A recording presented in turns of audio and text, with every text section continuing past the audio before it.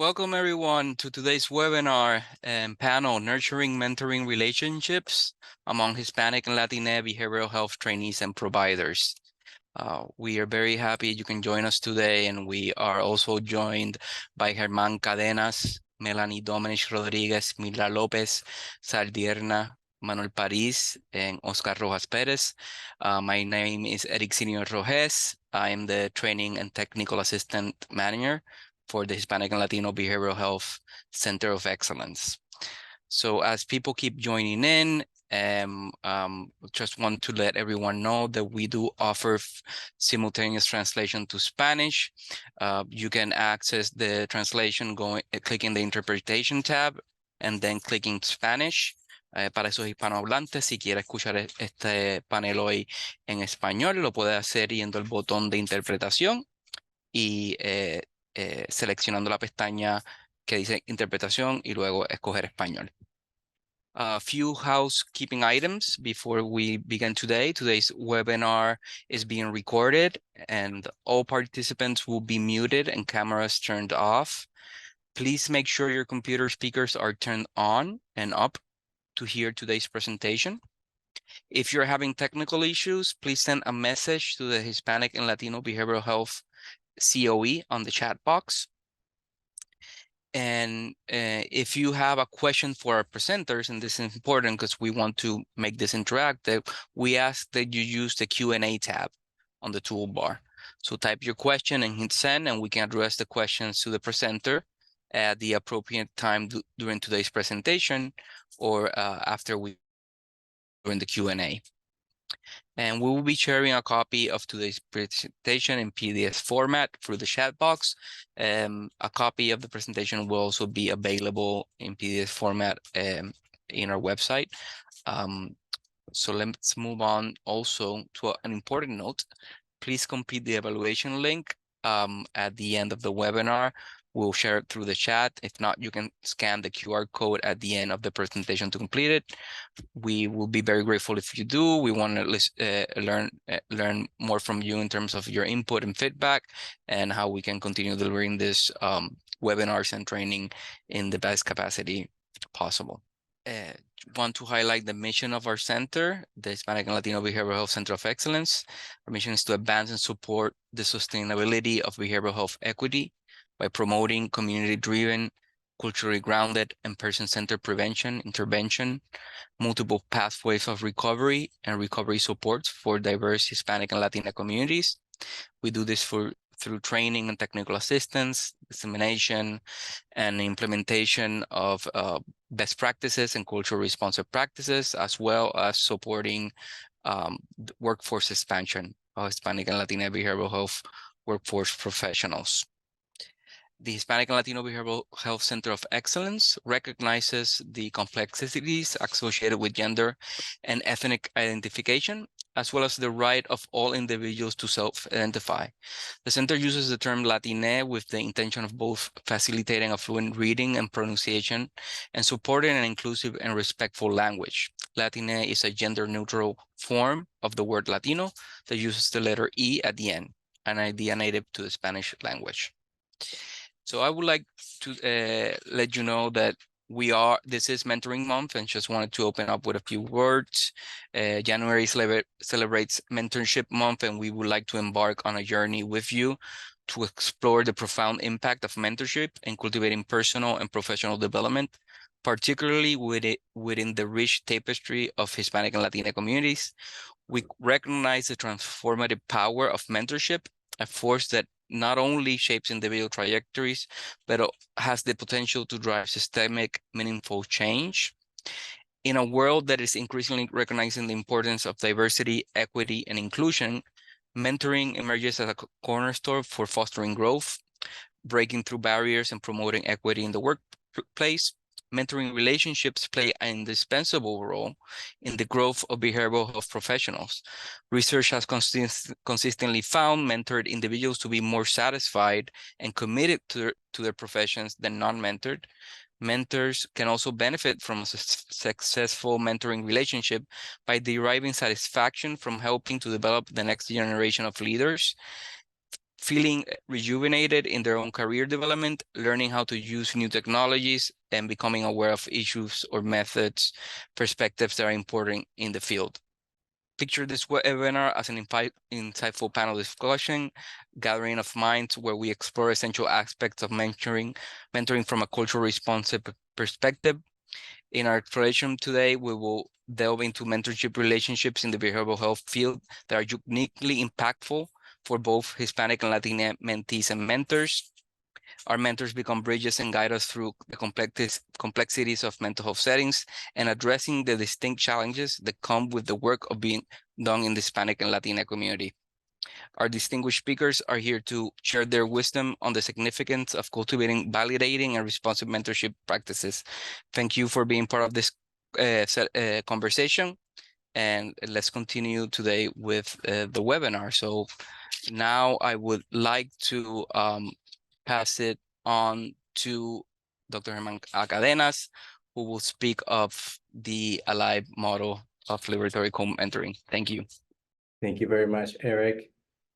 And welcome everyone, wherever you're calling from. Buenos dias, buenas tardes. My name is Germán Cadenas. Pronouns are he, his, él, and I'm a faculty member at Rutgers University. It's wonderful to be here as part of this panel with the Hispanic Latino Center for Excellence and with wonderful colleagues like Melanie Domenech Rodriguez, Oscar Rojas Perez, Manuel Paris, and Mila Lopez. So thank you for joining us. We hope that this will be a helpful panel for our practice and for our community too. So to start, I want to begin with a land acknowledgement. I am calling from New Jersey, Piscataway, New Jersey, which is in the lands of the Lenape peoples. And I just want to bring some attention to the lands that we continue to occupy that were taken by force from the indigenous people through colonial processes. And I want to bring attention to that, perhaps invite us to bring some attention to the lands that we occupy, wherever it is that we're calling from. And I think this is, in general, a good practice, but especially since we will be discussing liberation and a liberation model. These colonial processes that have advanced and promoted westernized ways of thinking, racial hierarchies, did not end with the acts of colonization. They're still alive today. Colonization continues around the globe, and colonial processes in many ways enter our mental health fields, our mental health practice in psychology and allied health fields. So I wanted to bring some attention to that. So today, I'll share with you a model for liberation, for thinking about mentoring and co-mentoring within psychology and mental health service practice as a way of practicing liberation from some of these colonial ways in which we may have learned to be psychologists or to be mental health providers. Yeah, I'm so happy for the opportunity to be able to share this model with you all today.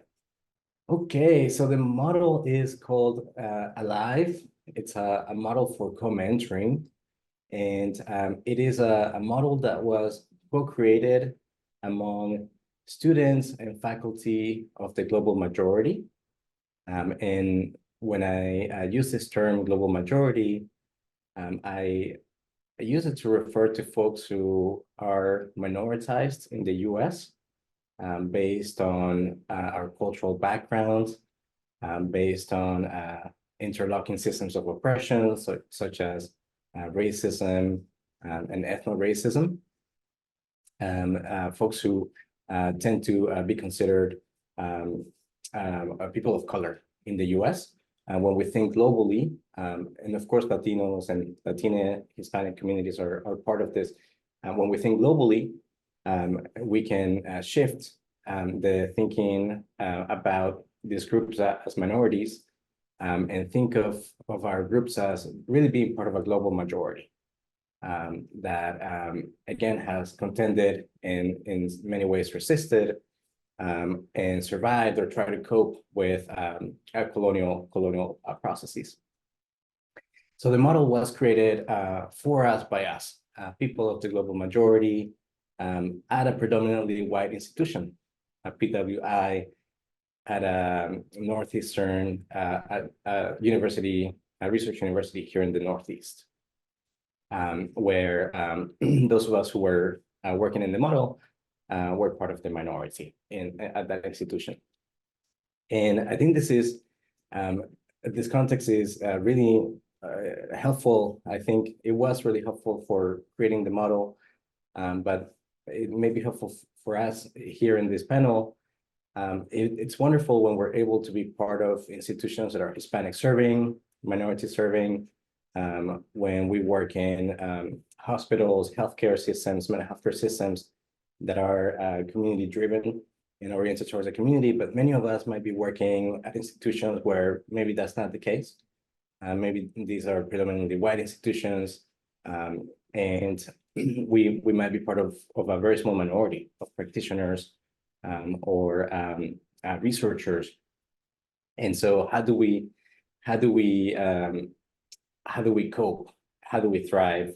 How do we mentor each other to be able to do well within these conditions that are perhaps sometimes oppressive and that tend to exclude many of us from training and practice pathways in psychology and mental health service.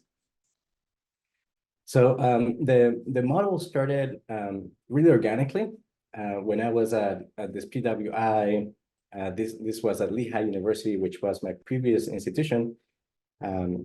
I started a lab, and the lab sort of started to practice this mentoring approach that we at first didn't really conceptualize as being unique or different, but 5 years into our work together, we realized that the space had become really quite special and unique for us, not only for faculty, for students as well. And so we started to look back at what we had been doing over the past 5 years and how it had been different from other mentoring that we might have received in different places. And from there, we started to think about this model and conceptualize this model and really sort of retroactively identify what had been helpful to us about this lab space that we created together. The lab was the lab for advocacy, liberation, immigration, vocational psychology, and education. And this is where the name ALIVE comes from. As we were thinking about what had been helpful to us as people of the global majority at this PWI working together in this lab, we were able to identify 8 core components, and I'll describe them in a moment. And we grounded these components in liberation psychology, which is a theory and approach that really resonates with us in that group doing this work. And I want to acknowledge the co-authors, Raquel Sosa, who is a doctoral student, Vanessa Mora Ringel, who is an assistant professor, Cheryl Aguilar, who's a practicing social worker and also a doctoral student at another PWI, Smith College, Mohammed Bahadori Falah, who is a doctoral student in special education, and Kiana Hamilton, who is a master's student in counseling psychology at Arizona State University.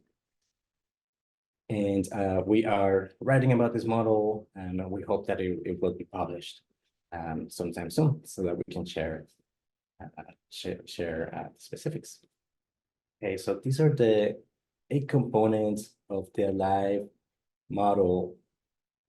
And again, this part of the beauty of the model is that it didn't really begin from a place of theory, of like top-down theory, let's create a model, let's apply it. But rather it came from the bottom up, from the ground up. It's a model that really embodied our practice of mentoring, and it really was by going back and thinking about what we were doing that had been helpful to us that the model was constructed. And so it really was practiced organically until we were able to maybe find the language and have the space to reflect together as a team and identify what we were doing that was maybe different and that was helping us thrive at an institution where we were minoritized. And so these are the 8 components of the model. The first component is prioritizing care for each other's humanity. The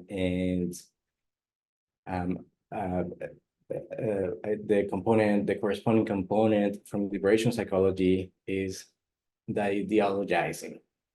What this means is that often when we enter a professional field or professional spaces that have been constructed around cultural values that belong to the mainstream group, that have been constructed by white individuals in institutions that are made by white people, there's an ideologizing of how the interactions must take place. So when we think about mentoring, we might think about something very specific, right? We might think about perhaps a person who holds some power and authority in the field, who is experienced, who is working with somebody who's less experienced, and sort of guiding them and providing knowledge. And there's a power imbalance, right? That is sort of embedded in that. And so through the lens of liberation psychology, we might call that ideologizing, right? Ideologizing the ways of being, sort of based on models and cognitive constructs from the mainstream group, right? And in this case, would be white, the white Western group. And the ideologizing would be sort of deconstructing that and reconstructing the interaction, the way of being, so that it fits the group that is minoritized or the group that is impacted. And so for us, something that was really important in these spaces of co-mentoring and sort of learning from each other was prioritizing the care for each other's humanity.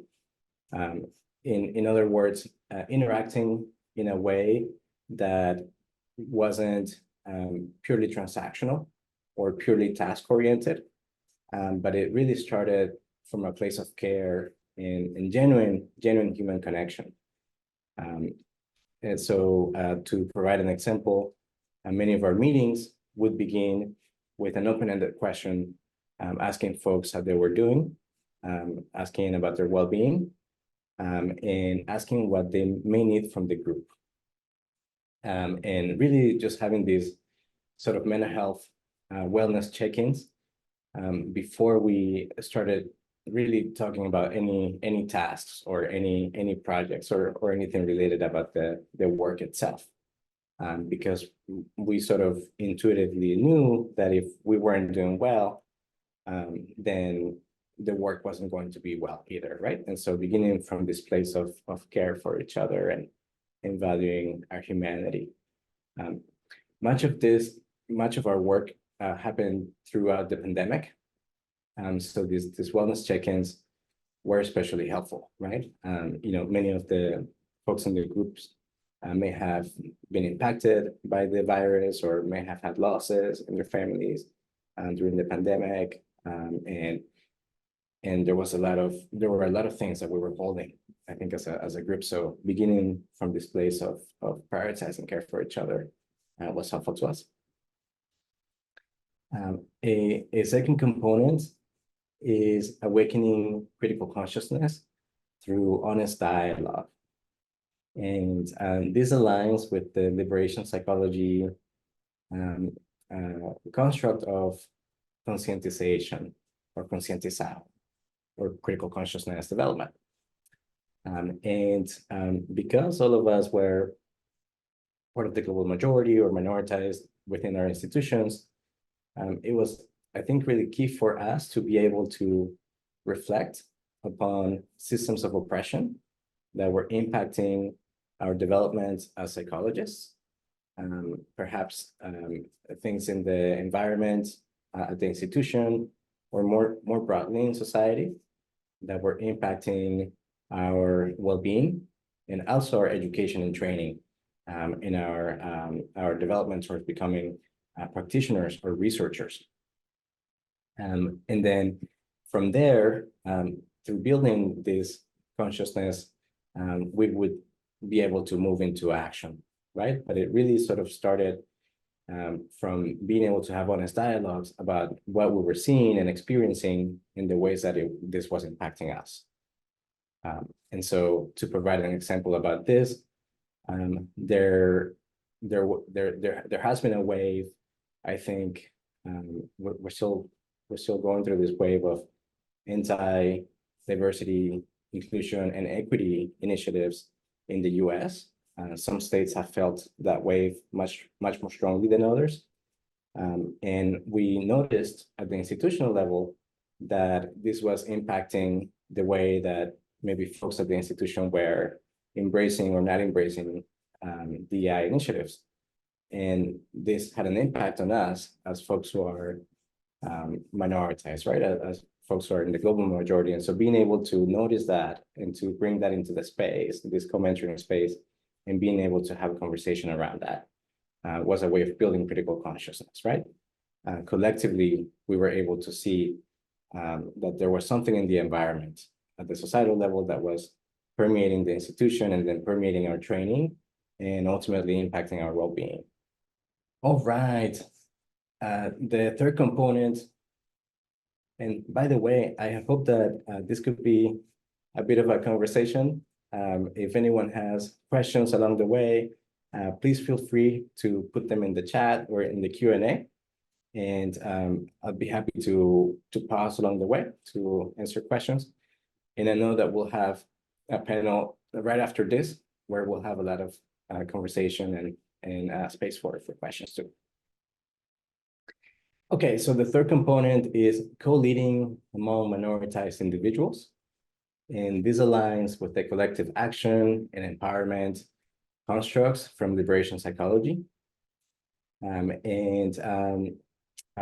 For us, I think what this meant in terms of co-mentoring is that we didn't think of the projects and the work we were doing as having one leader necessarily, but rather all of us have leadership skills, and each of us have maybe skills in statistics, or maybe some of us are really comfortable with clinical work, and some of us might have many community connections and have a great presence in the community.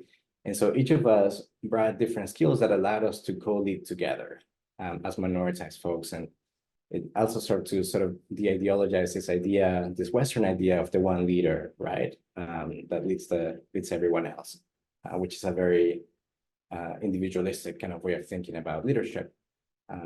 We thought of it as something that we held together, right? Like a collective kind of leadership style for our projects in our lab. The fourth component is witnessing cultural wealth.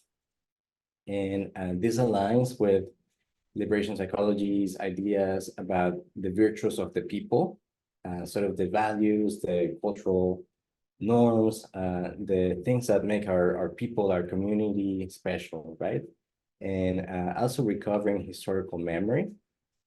Often in psychology, we are taught concepts, practice concepts in a sort of ahistorical way, in a neutral way, and in a universal way, right? As if, with the assumption that these concepts apply at any period of time and to any group, no matter where they are.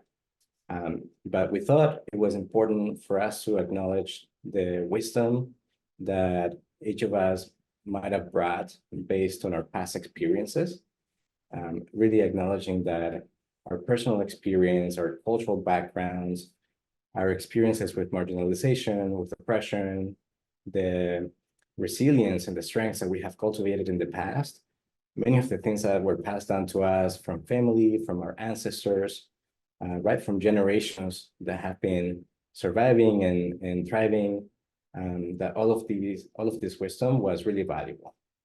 And it represented a cultural virtue, a cultural wealth, and that we all brought together to the lab.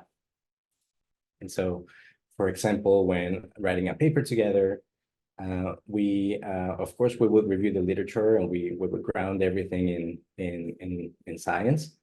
But it was really important for us to also share our perspective and our understanding, just based on who we are and where we are in this point of our development, and really validating that is valuable. Even if there's no literature on a particular topic, that each of us brings a historical virtuous understanding and that we can contribute to the larger body of mental health literature. Okay, number 5 is creating safety and resistance from systems of oppression.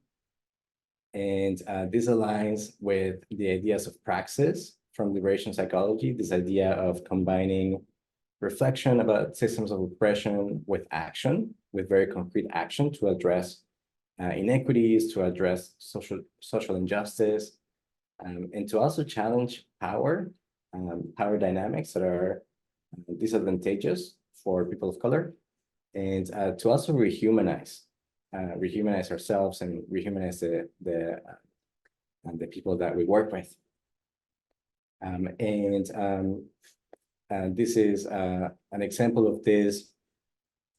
For example, might have been in the way that we related to each other, creating an environment where we felt psychologically safe, where we felt like we could be vulnerable, where we treated each other with dignity, to be able to share whenever we felt that we were impacted by something in the environment.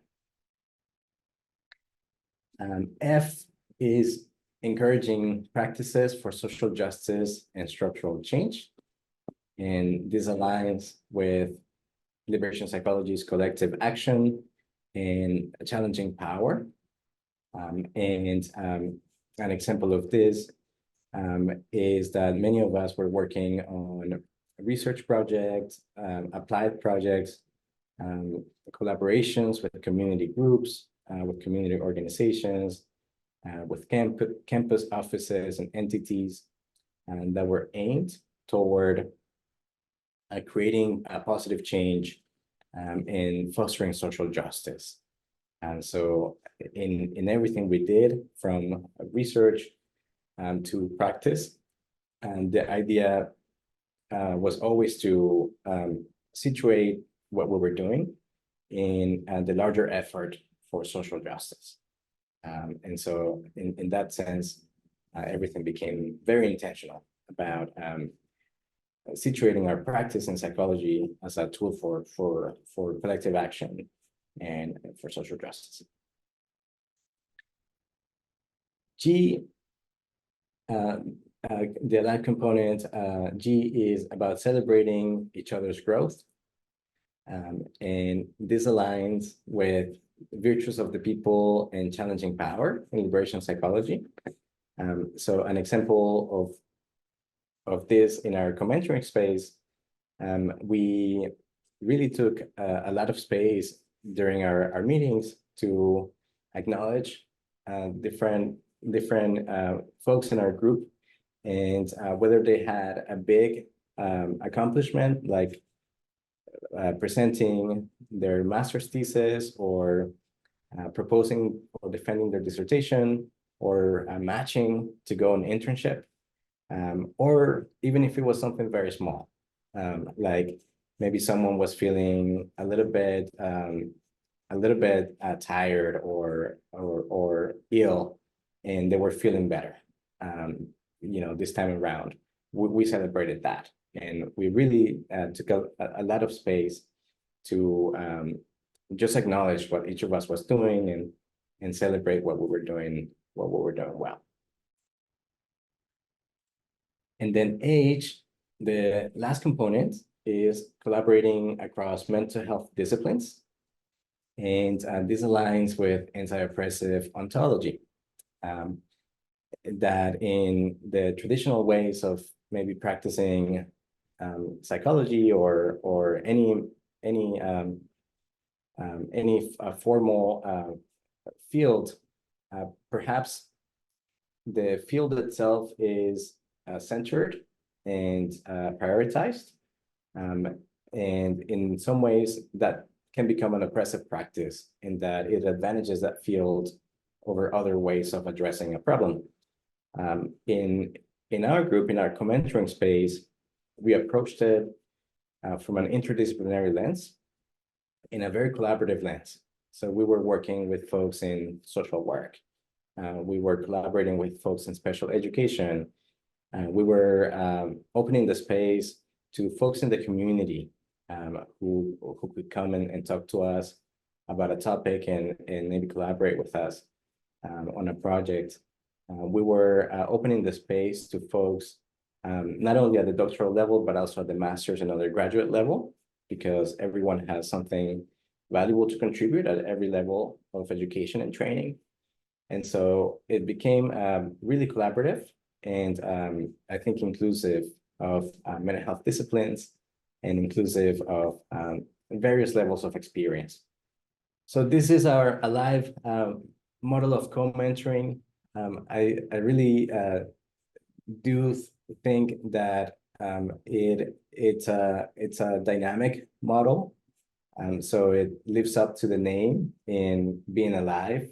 It's not a static sort of transactional way of mentoring, but rather a more dynamic, more humanizing way of being. And it is co-mentoring because faculty and students were both learning from each other.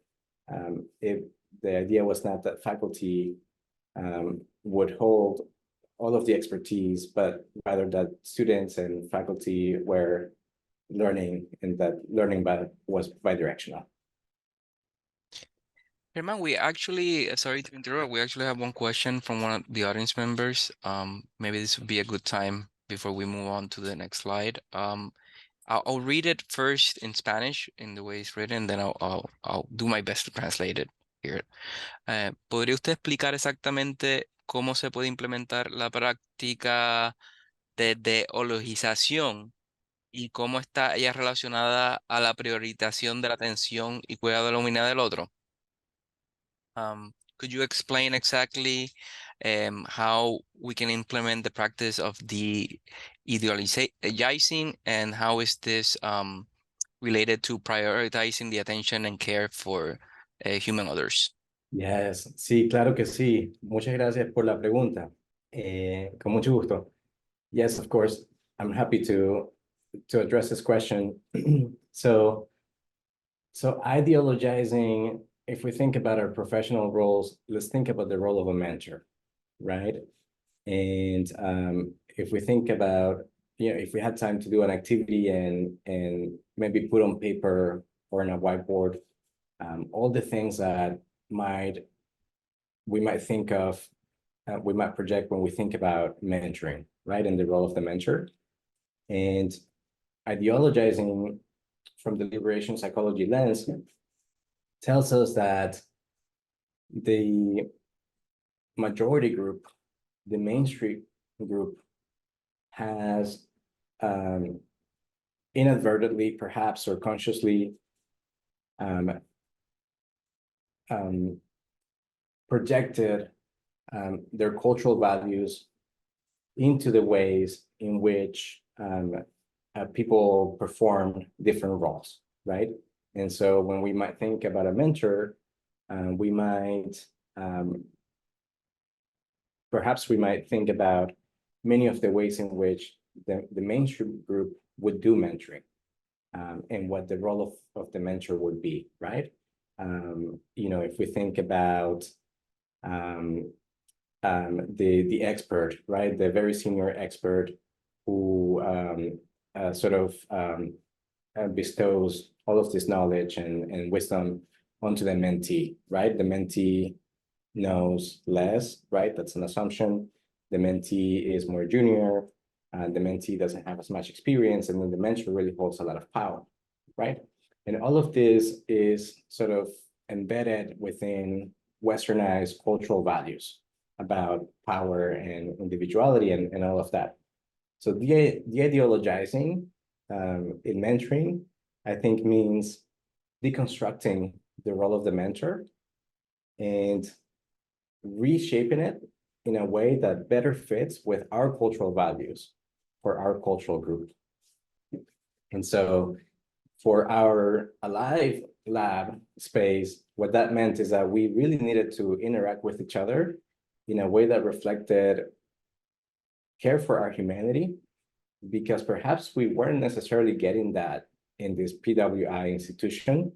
Maybe we weren't even getting that from psychology as a whole and from society, right?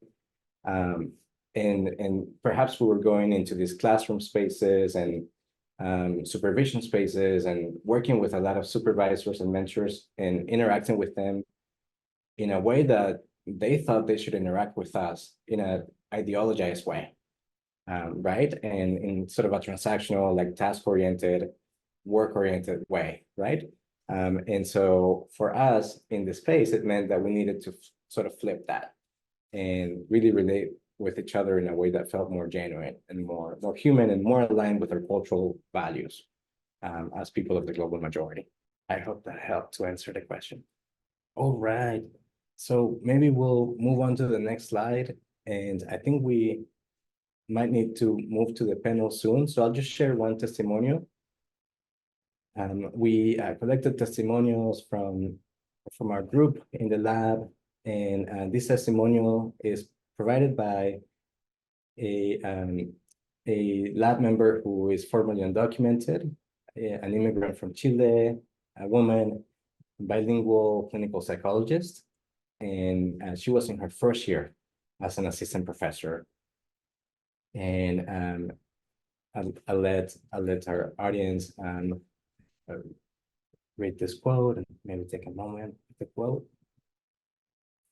And she reflects on academia being a colonized institution, and observing that the majority of people who were succeeding in academia didn't necessarily look like her or talk like her or reflected her values.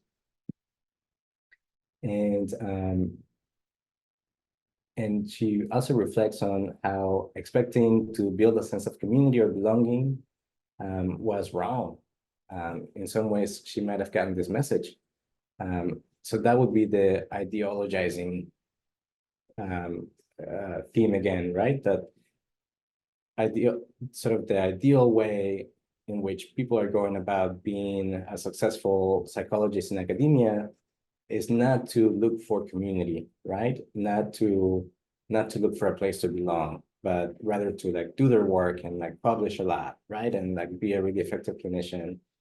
And so she thought that it was wrong for her to want to have a sense of community, and that she could only have community outside of academia, right? So that would be identifying the ideology, right? The dominant ideology within academia, perhaps stemming from a Westernized cultural viewpoint, And then de-ideologizing would be deconstructing that and saying, okay, what do we want academia to be for Hispanic, Latina folks? What do we want academia to be for folks of the global majority to be able to thrive? And how do we create a mentoring space that supports that? Thank you, Herman. Thank you so much for sharing this amazing model and really insightful. Um, it's being, very eye-opening, and I think a lot of the audience members actually one mentioned that it was first time hearing about liberation psychology, and just Googling it at the time and seeing everything that it offers. So I think it's really a well integrated model for mentoring. It's actually, such a great advancement. Thank you.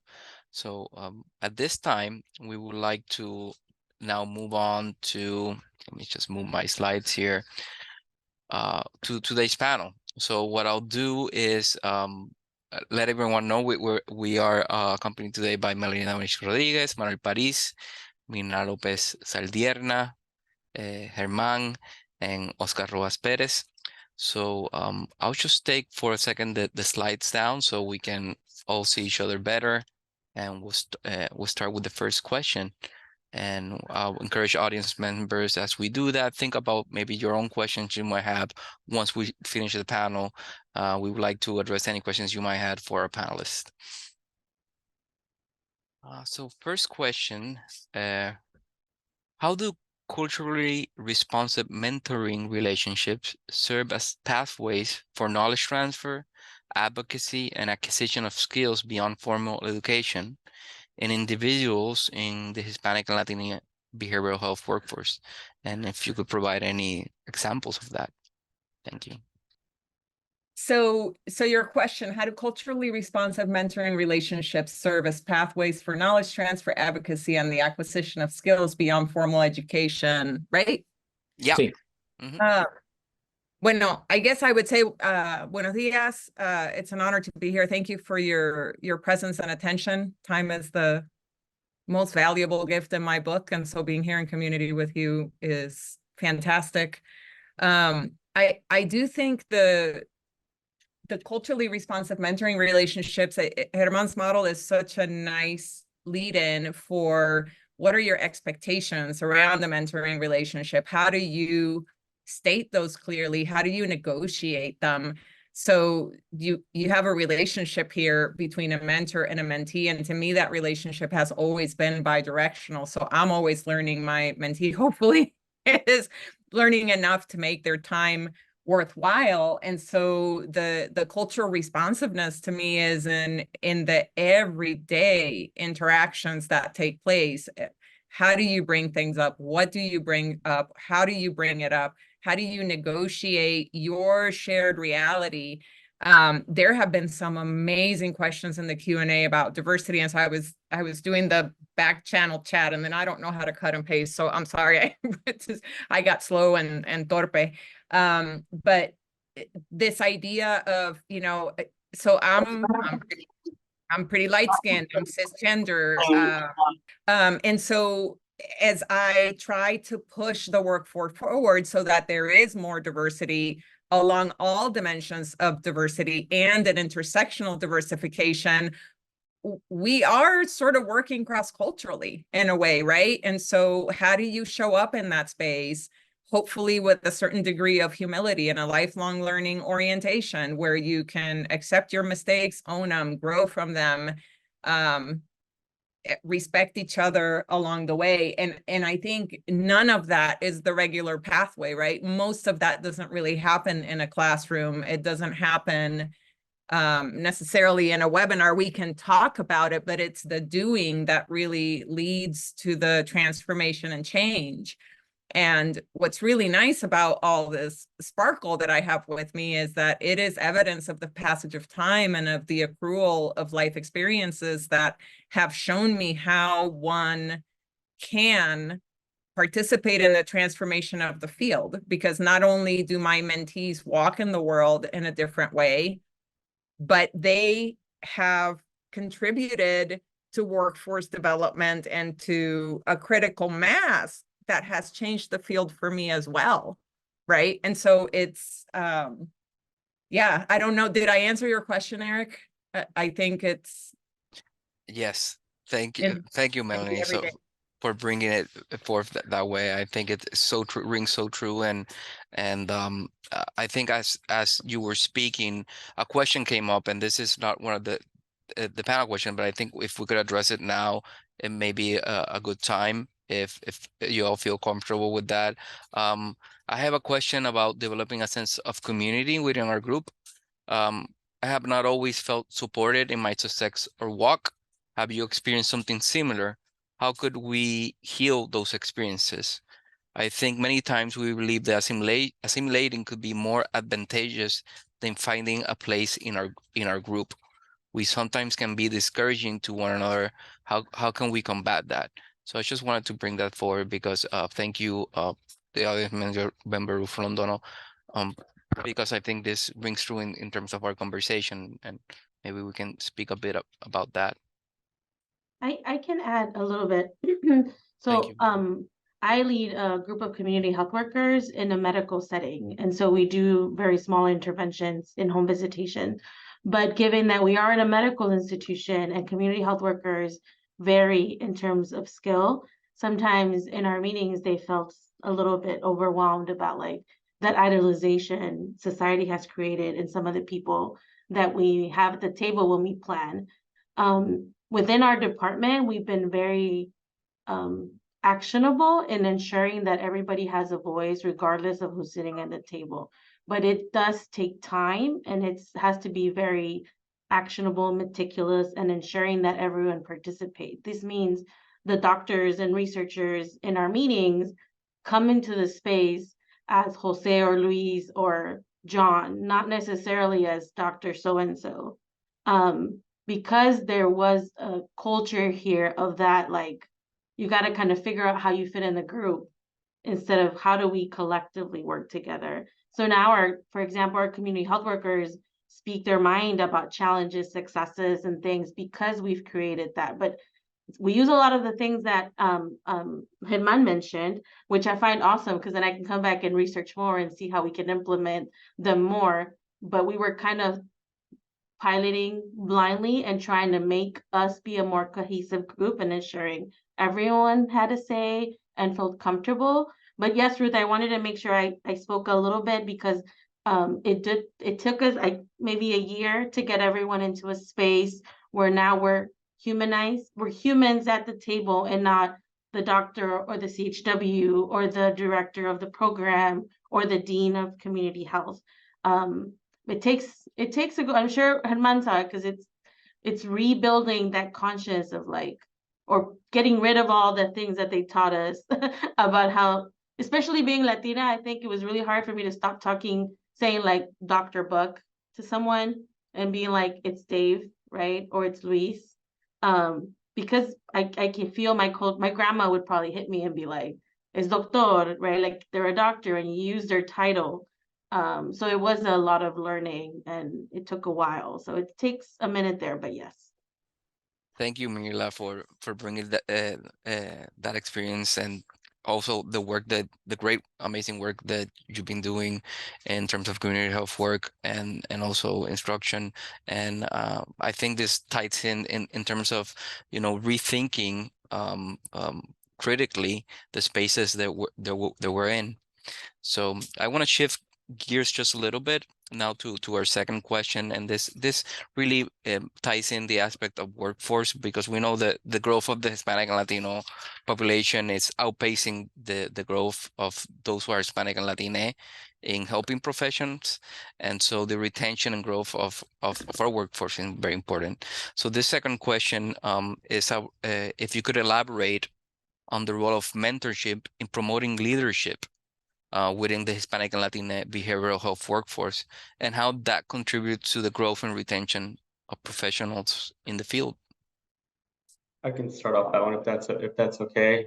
I was going to give it to Manny, but I'm pretty sure he's thinking of something amazing to say. But one of the things to that aspect, I think, goes back to part of the Alive model, right? I think in the promotion and the diversification of the workforce and recruitment and retention, the role of genuine care, which is something what Germán was speaking to, is very critical, right? We are individuals aside from our degrees, right? So there's this genuine holistic care of the person.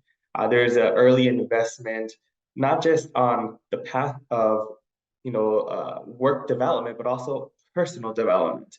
So there's this kind of holistic approach to the mentorship that really takes place, in addition to mentors tapping into their own resources to open doors for those who are coming behind them.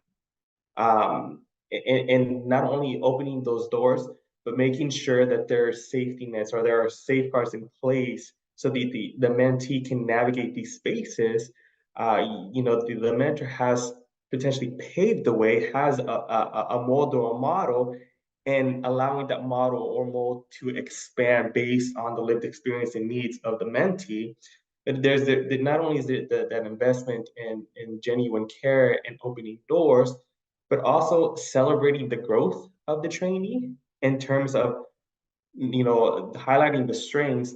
In addition to the development piece, is spending time with the mentee, making sure, in my own personal experience, and I'll bring that into the space, the mentors that I've had and I continue to have, if I say, hey, I'm doing a presentation, can you spend an hour or two with me?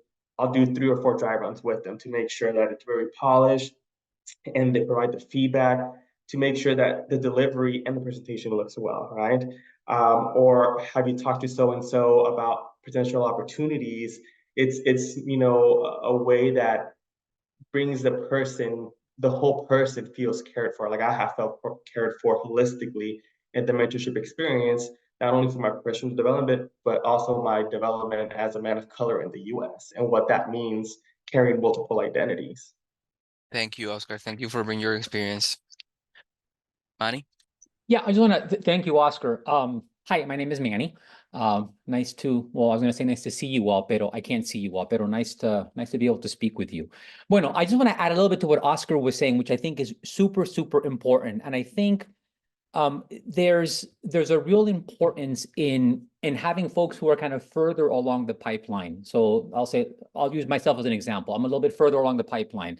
And to really support the folks that are earlier in the pipeline, earlier in their journey, and to provide, and again, I'm speaking from my own personal experience, to provide any sort of support that I can, and in providing that sort of support, kind of my role as a mentor is to make myself available to the folks that I'm working with, to be that supportive, individual.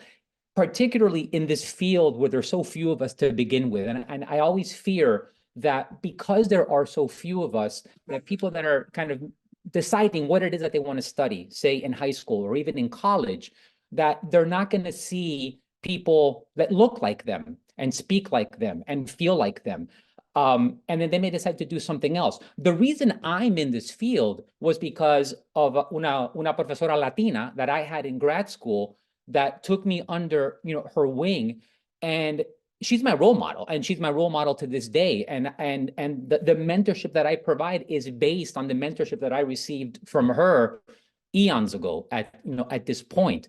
Pero she treated me not only as a student, but she treated me as a person, and she cared about me. She cared about my family. She cared about my personal life, in addition to my academic and to my professional life. And it's someone who I'm still in contact with today. So for me, mentorship is holistic, mentorship, where I'm fully invested in the totality of the individual, and hopefully it's a lifelong relationship that we have forged. And to me, that makes it reciprocal, right? Because I'm not an expert in anything. So I have something to give. The mentee has something to give, and we support each other in the process that we're on. Okay, I'll stop there. Thank you so much, Manny, for bringing that in. And I also say that it reminded me this aspect that all of you have been speaking about today, seeing as person as a whole and complete is so critical. I could remember in my own progression through graduate school, I was both in the US and in Puerto Rico. And in Puerto Rico, I had, the privilege of having a mentor who's Hispanic Latina as well. And even before discussing our clinical cases, are the participants that I was seeing within supervision, she would ask about myself first and my family. And that just those questions to begin would make a huge difference in terms of how we connected. And we also discussed, the work that was being done relevant to behavioral health and mental health for the Hispanic and Latina community that we were serving. So it intertwined, right? And I think this is where the personal becomes professional and also in a way even political as well. So thank you for sharing that. And I'll just say one more thing.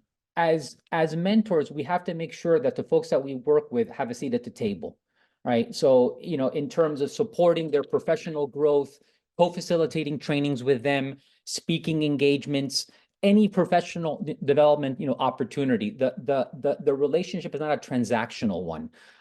It's one that is really, really meaningful. And, we just have to make sure that that is the case, because there's a sense sometimes, and I still feel to this day, this sense of imposter syndrome, depending on the spaces that you're in. And that's crap. I think we all have a seat at the table, and we have to support the folks that we're working with and that are coming up in the process to make sure that they feel the same way, that they don't have that. Part of my job is to make sure that the folks I work with don't have that imposter syndrome. I don't feel that way. Okay, I'll stop again. Can I add to that piece if it's okay? Manny, I feel like we're on the same wavelength, because I was going to say something similar to that aspect, where part of the mentor, and at least in my own lived experience, there's this empowerment piece and the sense of belief that the mentor holds. So there's been times where I've been like, hey, do you think I can do this? And my mentor's response has been, I wouldn't be asking you if I didn't think you knew you could do it. And it's like, oh my God, okay, I guess I can do it. And to that other aspect of things is, in my own personal experience, and something that Manny was saying, is like, these are lifelong term mentors, and the mentors that I've had have brought me with them to where they go. They're going to conferences, they're going to advisory board meetings, they're like, vente, vámonos, we're going here, have us, join us at the table. So there's this kind of, they're not only creating the path, but they're also bringing us with them along, and creating those opportunities that are going to not only keep us within the institutions or the place, but there's a path to moving up the ladder in terms of positionality.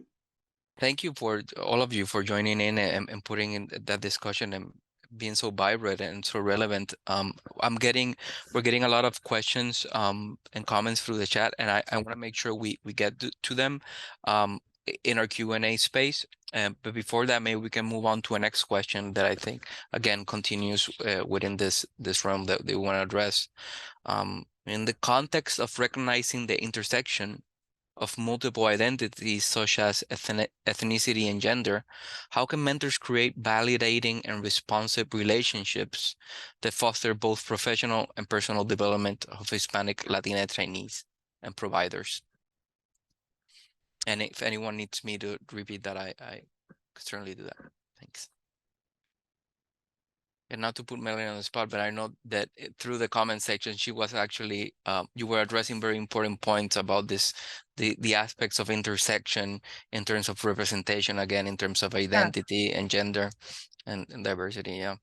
Yeah, I feel very deeply this question, because I am very aware of that, the fact that our social locations are not the same. We're not minoritized in the same ways. And I know that because as we've been talking, we as mentors bring our mentees into spaces, and I see the differential treatment that they get, right? Like my 6 foot tall Filipino student, and I walked into a space and like immediately, I'm 5'1", by the way, so it's like really quite the visual, and you see people respond just to the visual representation. And so you have all of these dimensions of identity. It to me, maybe this is not a popular opinion, to me it is not a coincidence that when you look at the Latinos that have advanced in the field, you have a lot of folks who are light-skinned, cisgender, right? I think we're doing better over time, but some of us went into spaces like my English when I arrived in the US mainland from Puerto Rico didn't sound like this. I made a concerted effort to eliminate my accent. When I think of that, it actually causes me pain. But I'm learning to talk about it out loud, because I would sit and I would pronounce words and I would record them and I would play them back. Like, I worked in earnest to erase an accent. And now I think of all the time and energy that I spent doing that I could have been doing something much more productive when people could perfectly understand me. But I worked really hard to create that ability to sort of inhabit spaces in ways that I would make others comfortable. And so I think, as those of us that have arrived here can look at our lives and critically examine why we did what we did and how we did it, we are creating space for other folks that are more visibly and hopefully unapologetically diverse and are bringing those worldviews and those ways of being. And so I think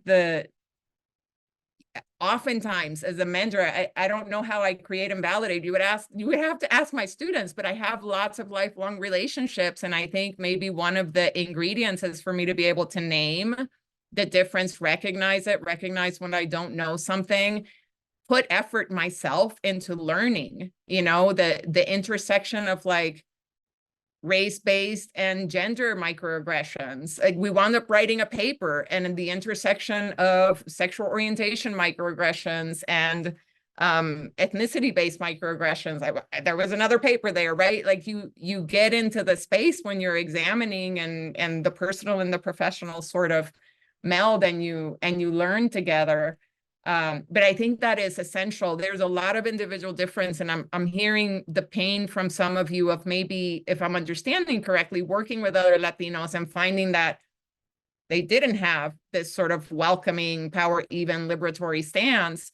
And the reality is, like, there's a lot of variability, and sometimes people train the way they were trained, and what you're seeing that you're receiving as painful is what that person experienced themselves as a mentee, and what maybe they think is the right way to do it because they haven't de-ideologized mentoring relationships, right? So finding your people that are going to be validated in some ways. Like, do we create the validation, or do you go and find the people that are going to be validating and responsive? And maybe a little bit of both. So I don't know if that addresses the question, but I think this paying attention to the dimensions of diversity within and to intersectionality is absolutely critical. And if we're not doing that, I think we're missing the boat. I think you start getting into sort of performative arenas. Thank you. Herman, would you like to share? I saw your hand go up.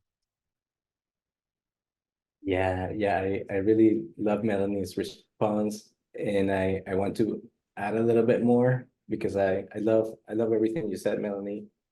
And I personally, I know that I've benefited from white privilege myself as a light-skinned Latino, and that sometimes visually, when folks meet me for the first time, they might form an impression based on, their racialized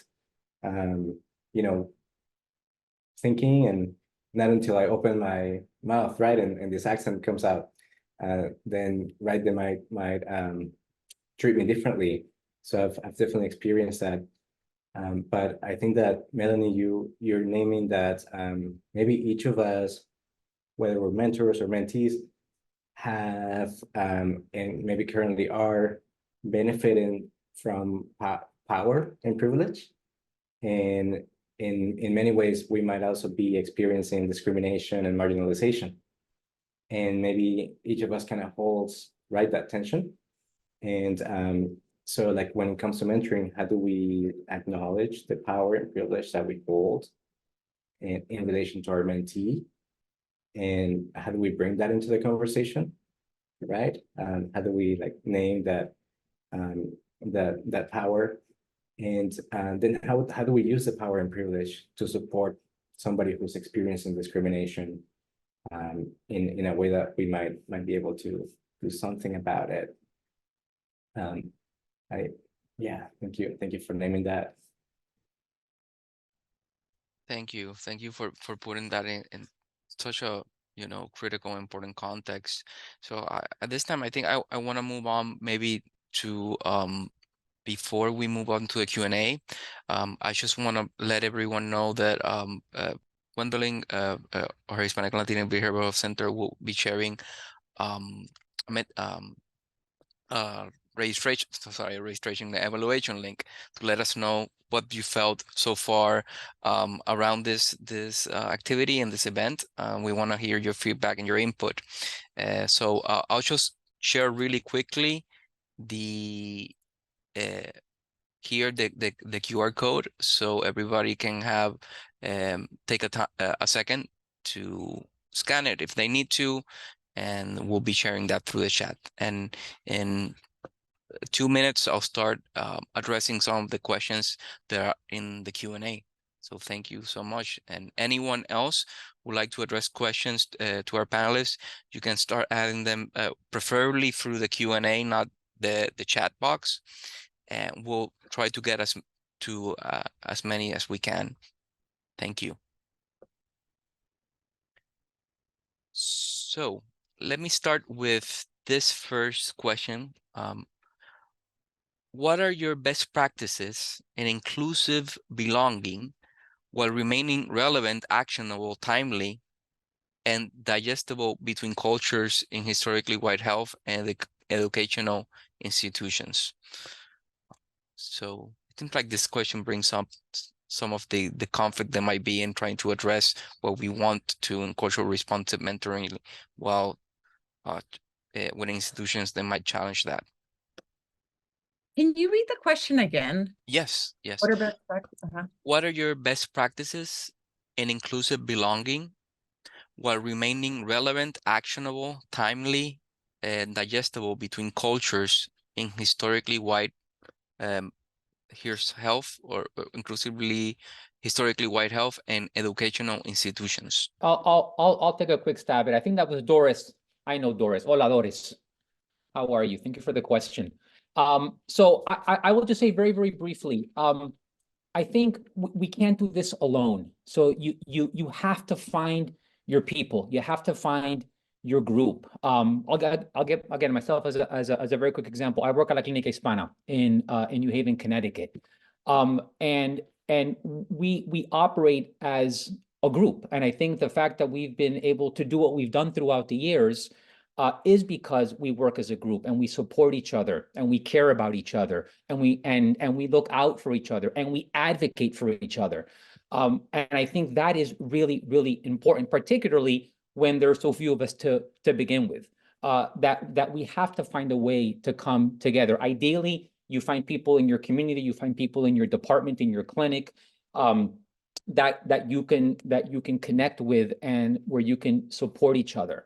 And if that's not the case, then casting a wider net and looking for other individuals that you can get support from. I think Cristina at some point, I think it was Cristina who mentioned in the chat something about the mentorship that she provides, and even something like just being able to go into someone's office and rant about your frustrations. That is super, super helpful. And for me, I'm a mentor and I'm also a mentee. I need to go into someone's office, as well, very often, quite frankly, to rant about the injustice of this or the injustice of that. And to have someone that'll sit there, that'll listen to me without judgment. I'm not looking for an answer. I'm just looking for someone to listen and just to sit there and kind of absorb what I'm giving them. And I think that in and of itself can be very helpful. Thank you, Manny, for bringing that up, because I think it's so important for spaces where one can be felt as seen and not invisible, and being heard. And I mean, we try to promote this as behavioral health professionals and working in the field, and sometimes we don't apply it or strive to apply it for ourselves. So thank you for putting that into context beautifully. Oscar, please. Yeah, to add a little bit to follow up what Manny was saying, and Manny, thank you for sharing. I think positionality and advocacy, maybe, I don't know if those are considered best practice, but that advocacy piece is really critical in my own personal experience with the research that I've wanted to do in historically white institutions. I've had mentors who've been like, let's do it. Let's figure out how to do it. Let's find ways. Let's find people to connect you with. Let's find you resources. And a lot of that comes not only from the advocacy piece, but also their positionality in the ways that they can advocate for the mentee. So the advocacy positionality, I think maybe some best practices to be able to stay within what we want to do within these institutions. Thank you both. I'll bring another question from an audience member. How do we encourage each other, or what has worked for you all about encouraging other Latina members to, for example, go back to school or attend further trainings? I myself went back to get my MSW, but I want to invite others to do the same. I want others like me to know that there are so many opportunities and not to be scared. Thank you. I'm happy to jump in. I think one of the things that I love about the Alive model is that it points to the intentionality in mentoring. And so having a framework from which to think about what it is that you're doing as a mentor, and connected to these big ideas and the big raciocinios, which I don't know how to translate. Rationalizations, maybe? Okay. And so reasoning or reasons, yes. So I think the encouraging of others, one of the things that I always focus on is developmental level. And one of the things that mentors can do that sometimes is hard for mentees to do is recognize their strengths and their skills and their possibilities in ways that may not be really visible. And I think, Oscar, you alluded to that, right? That your mentor says, I wouldn't have asked you if I didn't think you could do it. And so I think naming those things and creating the opportunities, and I can think of very concrete examples. I had a little pot of money. I had a student that was amazing with data and was trying to get grants, and like one hit, but it wasn't enough money, and then needed another one. The other one didn't hit. And I said, here's this money, go do it. Like, I actually put my money where my mouth was. Like, I know you're going to do well with this. And I've done the same thing sometimes with service, sometimes with leadership, sometimes with, research money. We just turned over rocks looking for money to send a student to a clinical training because they're going to do this work for their dissertation. So I think naming what the strengths are and the possibilities, and then to the degree that you can, be in the trenches supporting people to find and secure resources to make those things happen are some concrete ways.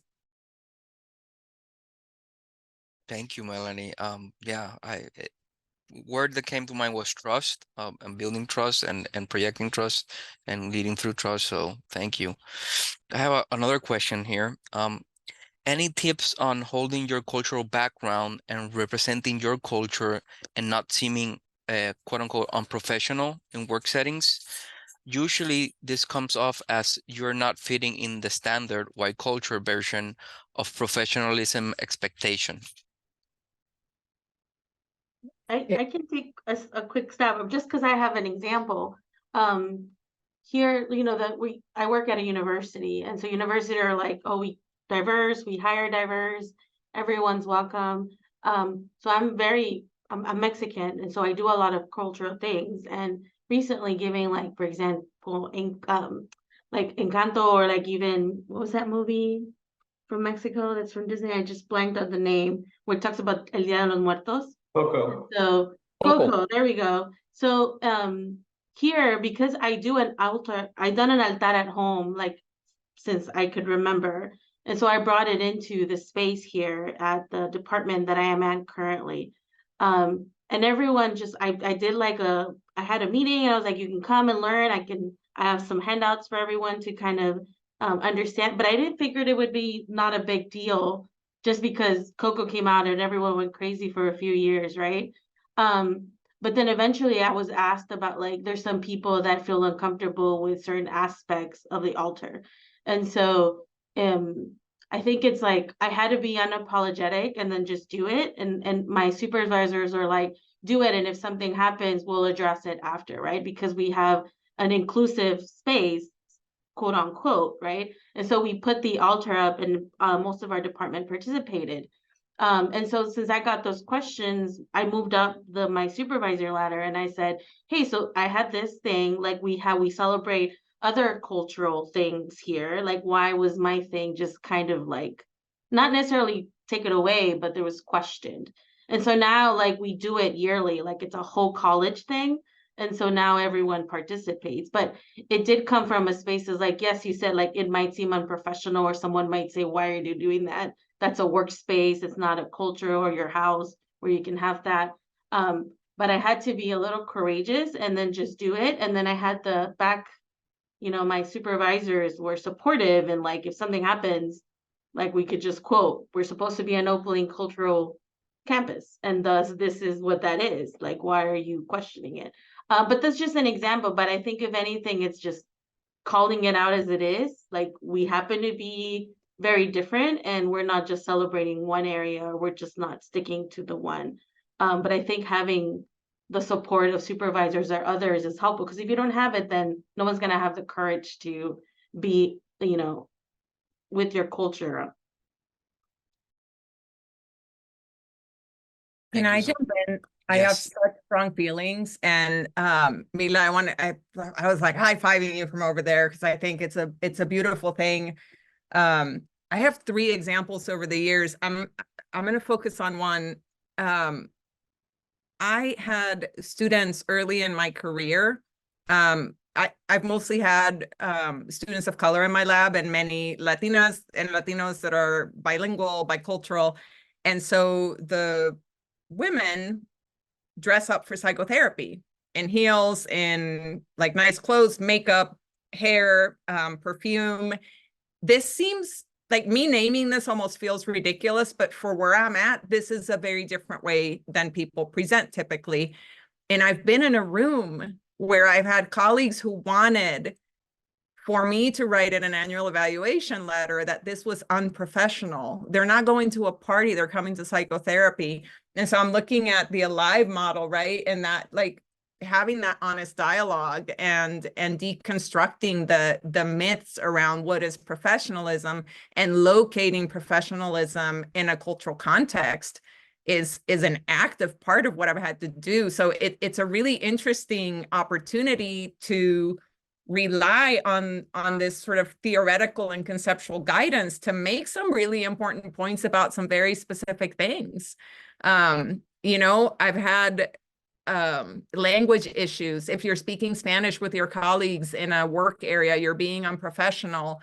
We hit that over the head too. And I think various other panelists have been talking about advocacy. And so from wherever you are, like, advocate, but also there's a wealth of literature that can provide guidance. And if you're in a setting in which people value evidence-based, then pull on that evidence-based, bring it in, and make it work for you for the advocacy that you're trying to advance.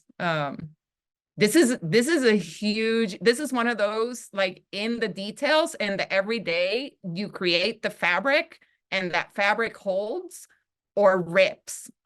So I love this question. Thank you so much. Anonymous attendee. Thank you so much. And I want to make sure there's just a wealth of questions here that are so beautiful. We won't be able to get to them all, but we'll put this we'll use this as information for us that we can use to deliver products, deliver trainings, because they are just great. And I'm so glad that we had the chance to address some of them. And I think there's some questions here that I think resonate to what Melanie was mentioning, using, evidence-based and demographics information and literature to your advantage. Because I see a lot of questions. So how do I better represent my Hispanic and Latina students? How do I advocate for them? So I think many of the points that were made here today are great. Before we finish today, we want to let you know about an exciting opportunity that our Hispanic and Latino Behavioral Center of Excellence is offering. And I will leave you with Dennis Vasquez, our Workforce Expansion Manager, to let you know about this opportunity. Let me just share the screen. And I know they'll be here until we end today at 3, but I want to thank our panelists for this beautiful and rich and amazing discussion that we have today in conversation, and feeling supported. Also Hispanic and Latina behavioral health trainee professional in the field. Thank you so much. Let me just share the screen with you. Hello, everyone. My name is Dennis Vasquez. First of all, I want to say what an amazing panel. I think we need to have like the movies, like a trilogy of this. This has been amazing. Um, as we are talking about the importance of mentorship, it was important for us to promote an amazing and exciting project we have now here at the Center of Excellence. It's called Vamos por Más. It's an empowerment leadership academy, and it's based precisely on mentorship, right? And the importance of mentorship for us, Latinos and Latine, in the behavioral health field, right? So as we were talking about, we want to develop, grow, and nourish the recruitment of new Latine behavioral health professionals to leadership roles, and for them to have new career pathways in the behavioral health field. We know that there's a shortage of behavioral health professionals that identify as Latine.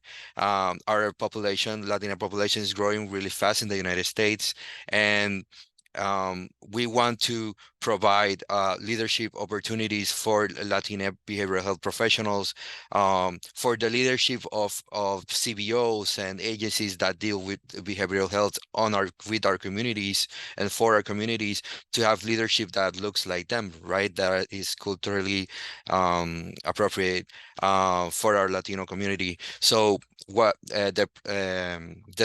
the specifics of the project, Eric, if we can go to the next slide.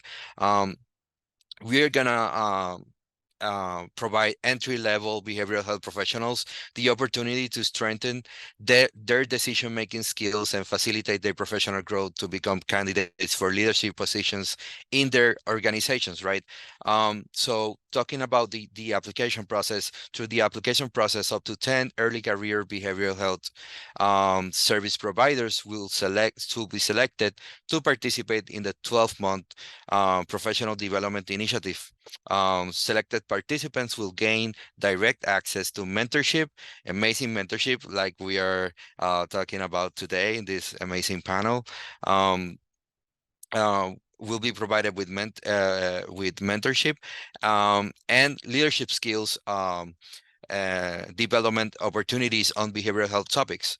The Academy will start in June 2024 and will consist of 2 two-day trainings, one in the beginning of the process in June 2024, and one that is going to be like the grand finale of the process in May 2025. It's going to be a year-long program, and up to 11 virtual mentorship sessions geared at leadership skills development and established by the participants with the mentors. Those sessions are going to be developed in order to address the leadership skills that are needed for the Latina behavioral health professionals to grow in their organizations, and the feedback that we get from our participants. Additional ongoing collaborative learning sessions, interactive mentorship sessions, peer resource sharing, and virtual learning sessions. If we can go to the next slide, Eric. Thank you. The opportunity is going to be open for early career licensed Hispanic Latina behavioral health services providers. Here are some of the examples, right, of the professionals that can apply. We know that there are licensed clinical providers that maybe are on their organizations, they are doing other type of jobs, maybe in the outreach or engagement field. They can also apply. We understand that there's a great diversity of pathways that we have in organizations. So feel free to contact us if you have questions about if the pathway that you are in the organization is eligible for the program. Participants should have 3 to 6 years working in their organizations, should currently work in the behavioral health direct services field, and they should identify as Hispanic, Latino, Latina, Latinx, or Latine. I think we should go to the QR code slide, Eric, for a second. I'm gonna give you like 30 seconds before I end, so you can scan the QR code. That's gonna take you to our website, and there you can evaluate more of the information that we have of the academy, and find our email to contact us if you have questions about the academy. We will be very happy to answer them. And we are gonna very soon open the application process. We hope that in the next few weeks. So thank you very much, Eric. I'm gonna send it back to you. Thank you, Dennis. Thank you so much. And as we close, yes, please do find us there at our website and learn more about us. We also have, and I'll just pull it up here, we also have Facebook, Instagram, and LinkedIn if you want to learn more about upcoming events. We thank you so much for joining us today, and we are so appreciative of your work also as behavioral health trainees or providers in the field. Thank you so much, and hope you all have a great day today. Thank you. Adiós. Un Adiós. abrazo. Gracias. Muchas gracias. Remember the evaluation, please. Yeah, thank you. Yes.